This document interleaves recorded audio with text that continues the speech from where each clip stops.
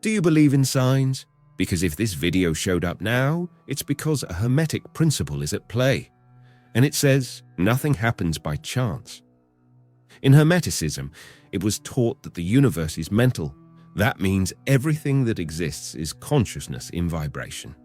Everything you experience, everything you attract, everything that shows up in your reality, is a reflection of the frequency you're putting out. If this video appeared to you, maybe what the ancients called the activation of the inner eye is already happening. Because there are forces that operate beyond logic, and they don't give answers to those who just want to know.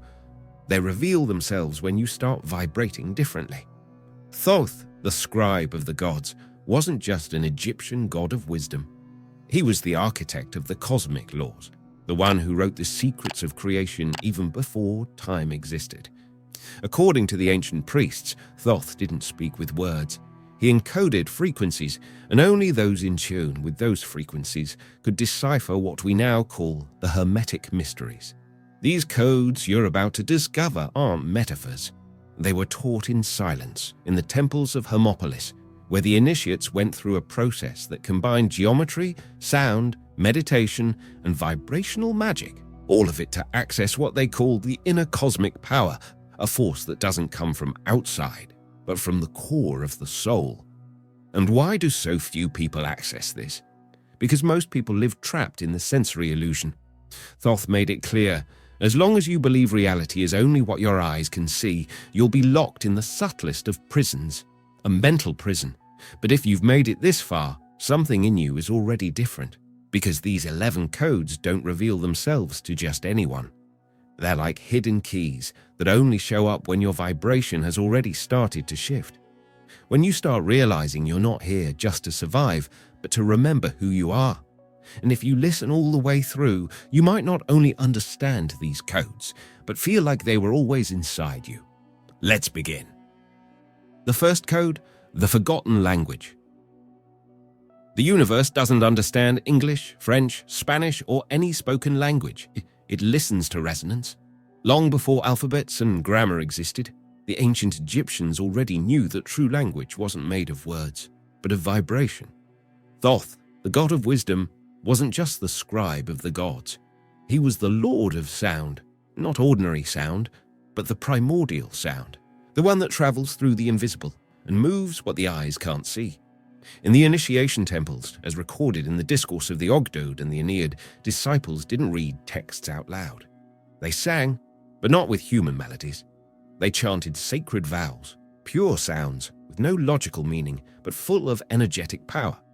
It was believed that each vow resonated with a celestial sphere, and by singing with intention, the soul of the initiate began to rise, layer by layer, crossing the veils of the visible world until reaching the divine. That was the secret. What matters is not what you say, but what you vibrate while saying it. Picture someone saying, "I love you," in a cold, automatic way. Now, picture someone saying the exact same thing with their heart on fire. The words are identical, but the vibration is completely different. The first sound is empty. The second one hits deep. The universe responds to the second, not the first. Thoth is the one who governs that difference. He is the master of vibrational language. You can speak beautifully, repeat mantras, say long prayers, but if your vibration is off, they go nowhere. Because the gods don't understand speech. They feel intention. That's why this code is a call for you to start paying attention not just to what you say, but to how you say it. When you give thanks, are you vibrating gratitude? When you ask, are you vibrating trust or fear? When you affirm something, do you feel what you're saying? Or are you just repeating something you read? In Hermeticism, everything is vibration. As the Kabbalion teaches, nothing rests. Everything moves, everything vibrates.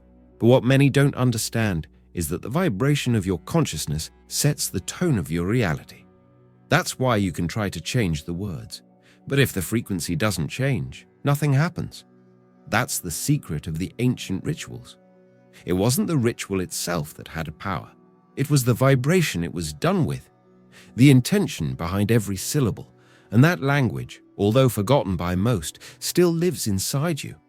It doesn't need to be learned, it needs to be remembered. The second code, the creative silence. And this is where something even deeper starts to emerge. It's not enough to speak with vibration. You have to learn to listen.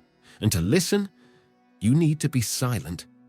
In Hermopolis, where Thoth was honored as the Lord of Wisdom and Time, the initiates knew that the real ritual didn't begin with sacred words or symbolic gestures. It began with silence. Not just outer silence, but inner silence, an emptying of the mind, a stillness so dense it felt like it expanded the space inside your chest, and it's exactly in that space where the Logos, the primordial voice of creation, starts to vibrate. In the tomb of Peter Cyrus, the priest of Thoth who lived among Greeks and Egyptians, the inscriptions on the columns weren't just tributes, they were teachings. It was written there that the path to hearing God's plan began with a clean heart, in silence, guided not by logic, but by reverence. It was as if the tomb itself was a temple of listening, as if the dead only spoke to those who dared to go quiet within. The noisy mind is like a raging river. It tries to control everything, explain everything, predict everything. It makes noise with memories, expectations, fears, justifications. But the voice of Thoth, just like the Logos, doesn't compete with that noise. It whispers, and it can only be heard in the space between one thought and another. In that space, where nothing seems to be happening, is where everything begins. This is creative silence. It's not the silence of passivity, of absence, of dead emptiness. It's fertile silence, the silence that prepares the soil of consciousness so that a seed of wisdom can sprout. True wisdom isn't placed into you, it grows out of you. It's not about learning, it's about remembering. That's why the ancients valued moments of solitude and stillness before rituals so much. They knew no magic works when the mind is restless, that no real teaching enters a congested mental field, and that no transformation begins where the ego still speaks louder than the soul. That's why silence isn't a spiritual luxury. It's a requirement, a portal, a vibrational field where the sacred can touch your consciousness without distortion. And maybe now you understand why, even after hearing so many words, so many videos, so many inspirational quotes, what really changes your life is that one moment when everything stops, when something in you halts the motion, and suddenly, without logical explanation, you get it. The third code, the living word. And just like silence prepares the ground, the word is the seed that either blooms or destroys. But not every seed bears good fruit. And this is where the next code reveals itself. The word isn't just an articulated sound or a bunch of letters. The word is condensed vibration. It is intention shaped into form, and according to the ancients, it carries a power that can heal or poison.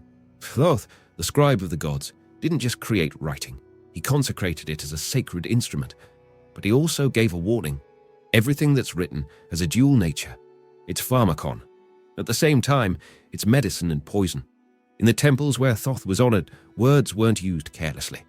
The priests knew that every sentence spoken or written left a mark on the invisible fabric of reality, and this awareness shaped every sacred text as if it were a vibrational key.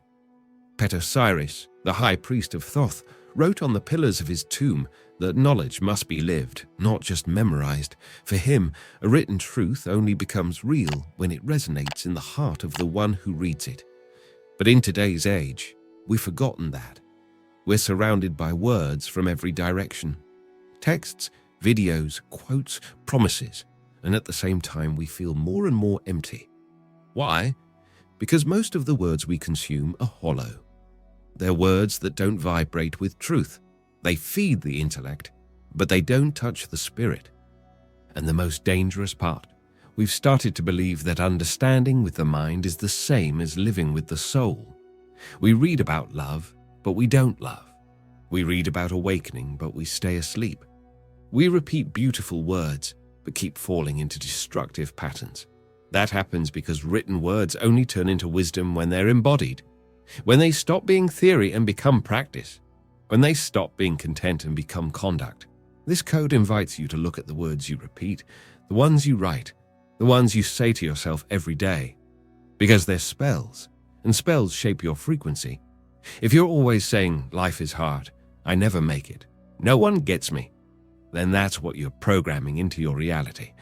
But if you choose words like, I am light, I am learning, there's purpose in everything, then your vibration starts to shift, and the world shifts with it.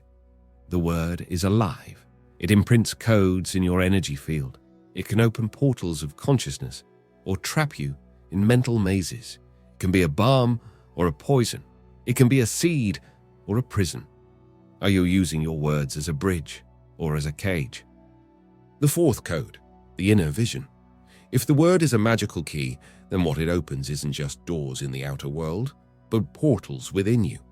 Because it's not enough to speak. You have to see, and not with the eyes of the flesh, but with the perception that's born from the spirit. Ancient Egypt called this subtle perception nous. Hermes Trismegistus taught that nous wasn't an intellectual concept, but a silent vision, a wisdom that only awakens when the heart is clean.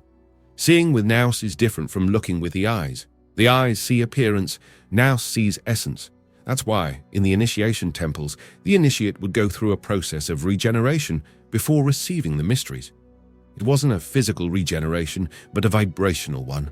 You had to empty yourself of the ego's illusions, the mind's noise, the certainties of reason. Only then would true vision emerge, not as an image, but as a revelation. Not as something learned, but as something remembered. Osiris, the high priest of Thoth, said that the righteous man dies without fear because he has already seen the inner light. He has already seen with the eyes of the heart. He no longer needs proof because he feels the truth pulsing inside him. And now I'll share a short story with you that illustrates what we're learning here. One time, a disciple asked the master, "Master, why can't I see the truth? I read, I study, I search, but everything still feels dark to me." The master took him to the edge of a lake. The waters were murky, stirred by the wind. Then he said, "Look at the water. Can you see the reflection of the mountain?" The disciple replied, "No, it's all distorted." The master then sat down in silence. The disciple did the same. A few minutes passed.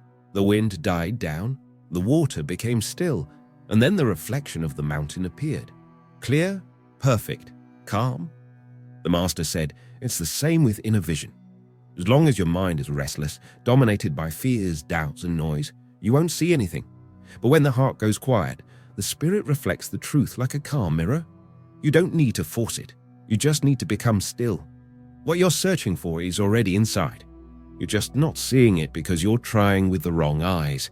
This is the code of inner vision, a truth that can't be explained, only revealed. And that revelation doesn't happen in the noise of logic, but in the stillness of feeling. You'll only see what you're ready to recognize. The fifth code, the vibrational portal. If the vision of the heart reveals the invisible, the right sound has the power to open it. And we're not talking about ordinary words or songs that please the ear. We're talking about vibrations that touch the soul. In the ancient temples dedicated to Thoth, the priests would chant pure, prolonged vowels, resonated with clear intention. There was no melody in the modern sense. What there was frequency, and each frequency had a purpose: to elevate, to awaken, to unblock, to align. These sounds were considered keys, not to open physical doors, but to cross invisible barriers between worlds. In the discourse of the Ogdoad and the Aeneid, there are descriptions of initiations where these vowels were chanted in sequence, allowing the soul to rise through the celestial spheres, not as a metaphor, but as a real process of expanding consciousness. Vibration was the vehicle, sound was the portal, and this wisdom hasn't been completely lost. Today, we still feel the effect of certain music, of mantras, of words spoken with presence. Sometimes you hear someone speak with truth, and it hits you deep. Other times, you hear 1,000 empty words and feel nothing. It's because it's not the content that moves you. It's the vibration carrying it. The question is, what have you been vibrating? Because the universe doesn't respond to what you say you want. It responds to the energy you put out as you live, speak, choose, That energy, even if you don't notice it, is creating effects. It's opening or closing paths. It's drawing things to you or pushing them away. It's tuning into portals of expansion or of repetition. This is the code of the vibrational portal, a reminder that the world responds to your frequency, not your rational desire. And maybe now it's time to be silent and listen to what you've been putting out. The sixth code, the body as a temple. If sound is a portal, the body is the temple where that portal manifests. In Hermetic tradition, there's no separation between the spiritual and the physical. What is above vibrates within what is below. And the ancient initiates knew the ascension of the soul doesn't require escaping the body. It requires presence within it. Thoth, as the Lord of Wisdom, revealed that the true initiate is the one who understands that the body isn't an obstacle to the light. It's an instrument of it. In Hermopolis, the disciples didn't try to free themselves from the body. They learned to inhabit the body with awareness, to treat the body as if it were the temple of Ra itself, with reverence, with listening, with intention. The walls of the tomb of Osiris, the priest who walked between the Egyptian and Greek worlds, recorded this forgotten truth. It is in the body that the soul recognizes its home. And that's why those who wanted to ascend to the heavens started with taking care of the earth, their own being. But today, the body has become a machine, or a showcase, or a prison. Most people are disconnected from their bodies, numbed out. They feed it without awareness, move it without presence, exhaust it without compassion. How can we expect the divine to bloom in a space that's desecrated daily? This is the code of the body as a temple, a sacred reminder that the divine needs structure, and that structure is you. Your breath, your posture, your habits, your relationship with rest, with food, with touch, with movement. Have you been honoring the temple you live in? It's not about physical perfection. It's about presence. It's about turning your walk into a prayer, your shower into a ritual, your meals into offerings, your sleep into sacred rest. Because if you forget the body, you're forgetting the foundation where everything happens. The seventh code, the rational illusion. But even inside the temple, among sacred sounds and fertile silence, there was still an invisible danger. The mind that believes it knows, but has never lived what it knows. This is the next code, the code of rational illusion. Because it's not enough to know the symbols, memorize the names, or recite the texts. In Hermeticism, there's a clear difference between knowledge and gnosis. Knowledge is accumulated information. Gnosis is inner experience. It's when knowing becomes being. Osiris, the priest of Thoth, already warned, truth that doesn't pass through the heart becomes a prison for the soul. The mind believes it understands. But if the body doesn't vibrate with it, if your choices don't change, if your life stays the same, then it wasn't truth. It was just a concept, and concept doesn't awaken anyone. This code invites you to cross over, not to learn more, but to unlearn. Unlearn fixed ideas, the truths that were imposed, the voices that taught you that reality is harsh, that life is a battle, that you can't trust yourself. All of that is just layers of dust on the mirror of your soul. That's why so many people read sacred books and feel nothing, study spirituality for years, but are still stuck in fear, anxiety, guilt, because they're still operating from the mind. They haven't crossed into living experience. Thoth was never the god of theory. He was the translator of the divine mind into embodied vibration. He was the one who wrote with light, who revealed the hidden, not with words, but with states of presence. Do you think you know? Or do you live what you say you know? Maybe you need to let go of that last certainty, to finally remember what your soul never forgot. The eighth code, regeneration. But even when you let go of everything you thought you knew, there's still one last breaking point, because before awakening comes the fall, and this is where the next code reveals itself. The code of regeneration. In the texts carved into the columns of Osiris' tomb, there was something the ancients knew, something our era has forgotten. The soul doesn't disappear, it just falls asleep. It stays there silent, waiting for the right moment to be called back into the light. But that light isn't something you find outside, it's reborn from within, when everything in you that isn't true begins to die. That's why this code isn't about improving your life, it's about letting your old version dissolve. Regeneration is a vibrational rebirth. It doesn't happen through effort. It happens when your internal frequency shifts so much that the person you used to be can't survive in this new field. That's why so many people feel like they're losing everything before real transformation happens. It's not a punishment. It's the old burning away. Because the ego can't cross the portals your soul wants to open, and everything you built from fear, illusion, or control will collapse. But what rises afterward will be real. Picture a snake shedding its skin. While the new layer isn't ready, it retreats. It becomes vulnerable, but when the time is right, it slides out of what no longer fits. You don't need to fight to be reborn. You need to allow the burning of what's no longer you. Are you willing to die in order to live? The 9th code, radical presence. And it's exactly when the old self dissolves that space for the true self begins to form. But that space isn't in the past or the future. It reveals itself where almost no one looks, in the now. This is the code of radical presence. In the temple of Thoth, nothing was done in a rush. Every movement was an offering. Lighting a torch, drawing a hieroglyph, pronouncing a sacred vow, everything was done with such presence that time seemed to stop. Because in that tradition, there was only one time that mattered, the moment when the sacred reveals itself. The modern mind is always trying to escape. It runs after what hasn't happened yet, or gets stuck in what already passed. But the soul can only be touched in the present. The past exists in memory, the future in projection. But the now is the only point where eternity touches matter. Have you noticed how everything real only happens in the present? Pain is only real when you feel it. Beauty is only seen when you stop to look. Love only pulses when you're fully in the moment. The divine isn't in an idealized tomorrow or in a wounded yesterday. It's in the now. In the breath coming in the breath becoming conscious, in the simple fact that you're here, reading this. This code is calling you back home, to the only place where awakening actually happens. The now isn't just a passing second, it's a portal. Are you fully here in this moment, or just passing through it? The 10th code, conscious choice.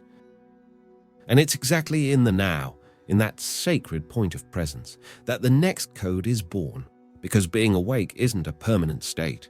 It's a decision that has to be made every single day. This is the code of conscious choice. Every morning is a portal. When you open your eyes, you choose to keep living as a body that reacts, repeats, and survives. Or as a soul that observes, feels, and transforms. It might seem subtle, but that choice changes everything. Because the way you show up to your day reveals which side you're vibrating from. Forgetfulness or remembrance. Petasiris said that the one who walks the path of Thoth, even in the face of death, remains in peace. Because there's no regret when life has been lived with intention, with reverence, with purpose. Someone who walks like that doesn't wait for a miracle. They become the miracle. The truth is, most people wake up on autopilot, scroll through their screens, repeat the same habits, get swept up in the same rush. They live like they have all the time in the world, without realizing they're wasting the eternity that lives in every moment. But the initiate, the one who awakens, lives differently. They feel as they rise. They breathe with awareness. They look at the sky as if it's the first time. They understand that each day is a new chance to vibrate in alignment with their essence. And so, they choose. This code isn't a call to some grand achievement. It's a quiet invitation to remember, with every sunrise, that you can be more than a body. You can be a channel of light. And today, which side did you choose to live from? The 11th code, the inner light. And then, when the seeker no longer needs to seek, when the questions stop and the heart rests in silence, something happens. Not like a lightning bolt from the outside, but like a glow that begins to rise from within. This is the light of Thoth, and it can't be put into words. This is the code of the inner light. The whole journey up to this point was preparation. Each code a step toward this moment, but this last one can't be explained, only lived. Because true initiation doesn't happen when you understand it intellectually, but when you start to radiate. Thoth never spoke the way we speak. He transmitted through presence, through frequency. He was silence, vibrating with wisdom. That's why in the ancient temples, the final teaching was never given with words. The master would simply look at the disciple and remain silent. If the disciple was ready, they would feel it. If they weren't, they'd return to the beginning. The final portal isn't crossed through effort, but through surrender. It doesn't open with mental strain, but with spiritual openness. It's when you stop trying to understand and allow the light to happen. And when it does, everything changes. Without words, without explanations, without noise. Just the quiet certainty that you've come home. True knowledge isn't an answer. It's a vibration. It's when your presence starts to shift the space, touch others, change the frequency of the place you're in, without you needing to say a single word. This is the moment the initiate understands there is no longer a need to seek outside, because the light they were looking for was always shining inside them. Before you go, if you'd like to support the channel in a more direct way, know that there's a safe space to contribute in the first pinned comment of this video. With your help, we can spread more and more content like this around the world. Content that doesn't sell out, doesn't give in, and speaks to the spirit of those who are ready to remember who they truly are. Oh, and there's a special video set aside that goes even deeper into everything revealed here. If you felt like this content touched your soul, then that next video is your next step. Click the video that's showing up on your screen now, and I'll meet you there so we can keep walking this awakening journey together. See you there.